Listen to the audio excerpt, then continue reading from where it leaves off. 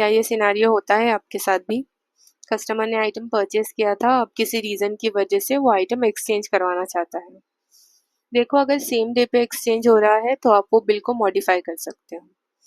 But अगर same day छोड़ के कभी भी कस्टमर को वो आइटम एक्सचेंज करवाना है तो हमें पहले सेल रिटर्न की एंट्री करनी पड़ती है।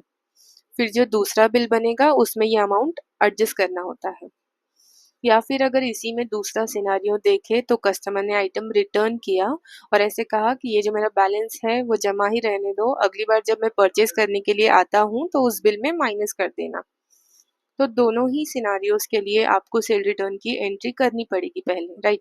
अब जब भी आप दूसरा बिल बनाएंगे तो आपको ये जो सेल रिटर्न का अमाउंट है इसे सेल बिल में एडजस्ट करना होगा। तो ये करते कैसे हैं, चलिए देखते हैं। स्क्रीन पे आप एक लेजर देख सकते हो।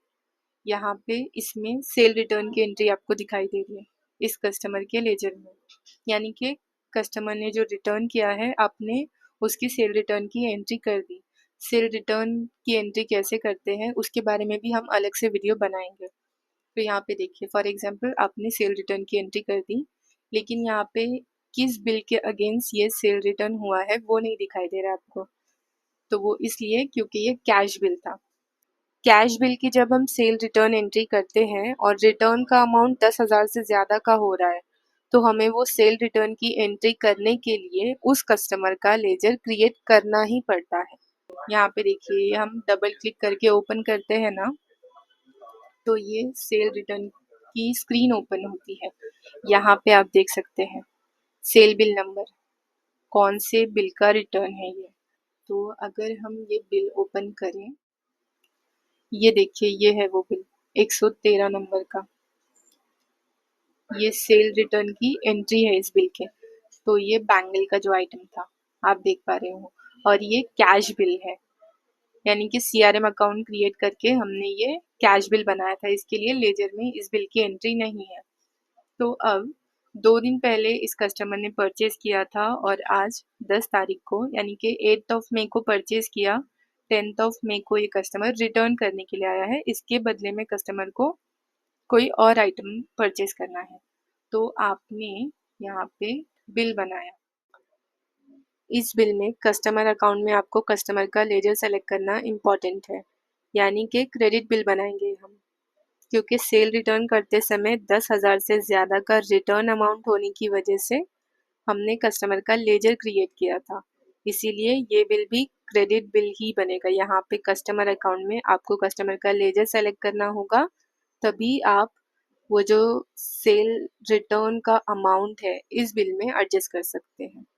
और उसके बाद जिस तरह से जो भी आइटम कस्टमर परचेज कर रहा है वो डिटेल्स यहाँ पे हमने एंटर की। तो इस तरह से आपने बिल बनाया। ये देखिए 1,37,660 रुपीज़ का ये बिल हो रहा है।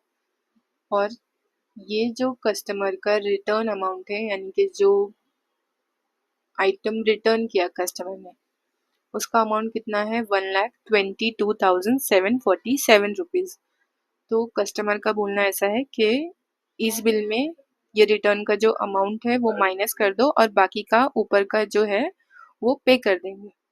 तो यहाँ पे ये आपको एडजस्ट करने के लिए सेलेक्ट करना है फुटर में एडजस्ट सेल रिटर्न, और आप क्लिक करते हो यहाँ पे, ये देखिए ड्रॉप डाउन है, आपको दिखाई देता है कि कौन सा सेल रिटर्न है। यहाँ से आप सेलेक्ट कर सकते हैं या फिर डायरेक्टली ये जो सेल रिटर्न का डॉक्यूमेंट नंबर है 2 ये एंटर कर सकते हैं।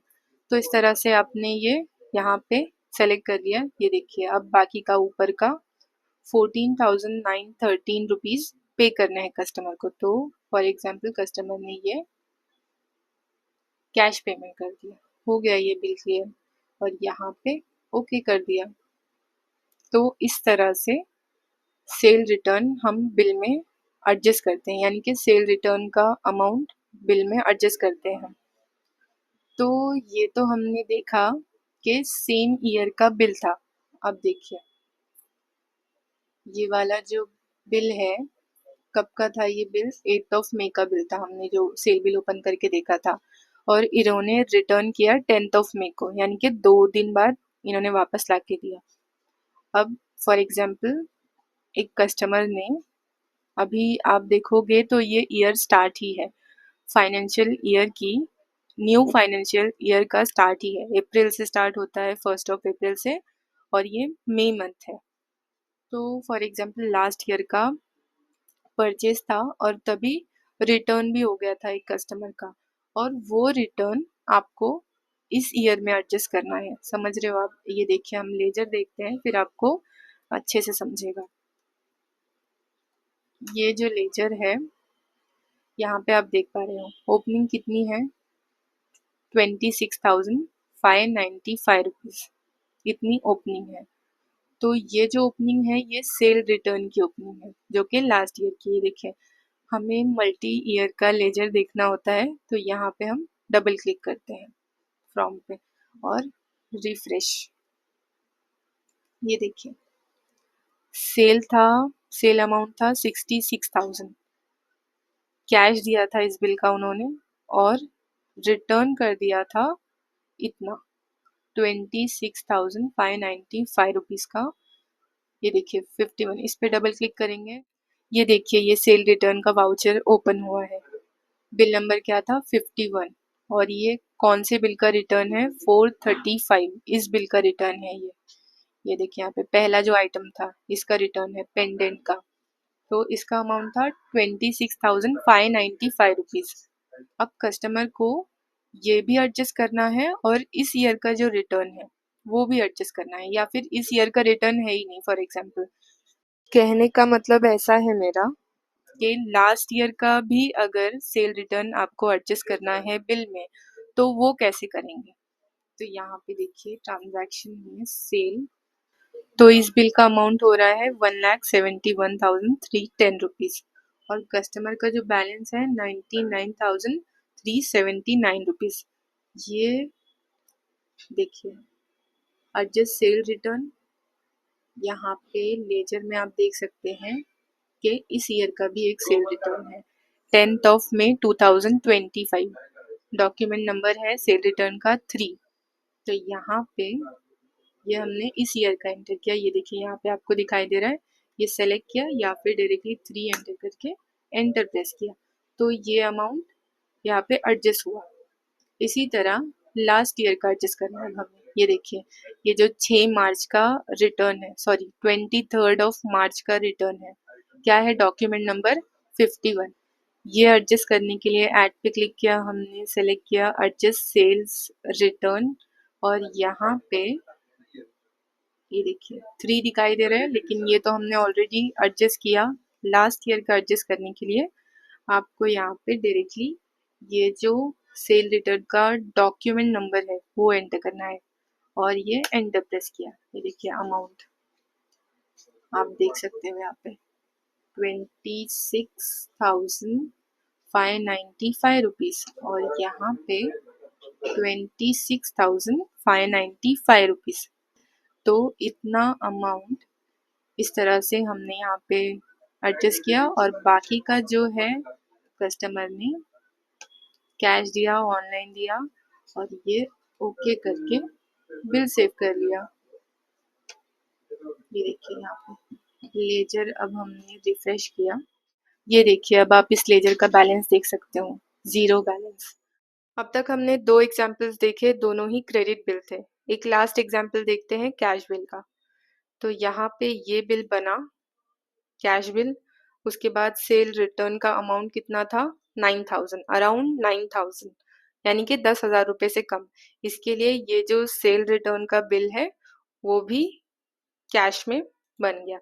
अदरवाइज हमें लेजर क्रिएट करना पड़ता है कस्टमर का, अगर अमाउंट 10,000 से ज़्यादा हो तो यहाँ पे जब हम लेजर सेलेक्ट नहीं करते, यानी कि कैश बिल हो सेल रिटर्न का भी, तो उसे आप नेक्स्ट बिल में कैसे एडजस्ट करेंगे, यानी कि ये जो सेल रिटर्न का अमाउंट है नेक्स्ट बिल में कैसे एडजस्ट होगा। तो यहाँ पे देखिए, ये हमने ओपन की सेल की स्क्रीन, यहाँ पे जिस तरह से बिल हम बनाते हैं वैसे ही हमें बिल बनाना है।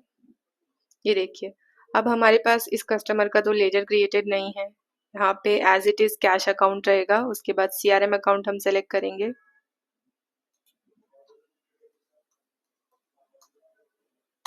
ये देखिए हमने CRM अकाउंट सेलेक्ट किया, कौन सा आइटम, वो डिटेल्स एंटर की। तो ये देखिए यहाँ पे ये बिल हो रहा है 15,730 रुपये का। इसमें हमें एडजस्ट करना है सेल रिटर्न। तो यहाँ पे हमने सेलेक्ट कर लिया फुटर में एडजस्ट सेल रिटर्न, और ये देखिए यहाँ पे ड्रॉप डाउन पे क्लिक किया, कोई भी यहाँ पे सेल रिटर्न नहीं दिखाई दे रहा है हमें। तो हमने डायरेक्टली जो डॉक्यूमेंट नंबर है सेल रिटर्न का, यहाँ पे देखिए लेजर में अगर देखें, मिस रितु मोरे का ये जो सेल रिटर्न का डॉक्यूमेंट नंबर है 7, ये हमें एंटर करना है। डॉक्यूमेंट नंबर 7 और ये एंटर। ये देखिए ये अमाउंट 8,848 रुपीज़, ये आप देख सकते हैं 8,848 रुपीज़। ये हमने ओके किया और बिल सेव कर लिया। तो इस तरह से हम सेल रिटर्न का अमाउंट बिल में एडजस्ट कर सकते हैं। आई होप ये वीडियो आपके लिए यूज़फुल हो। सॉफ्टवेयर के ऐसे ही और वीडियोस के साथ अपडेटेड रहने के लिए हमारे चैनल के साथ बने रहिए।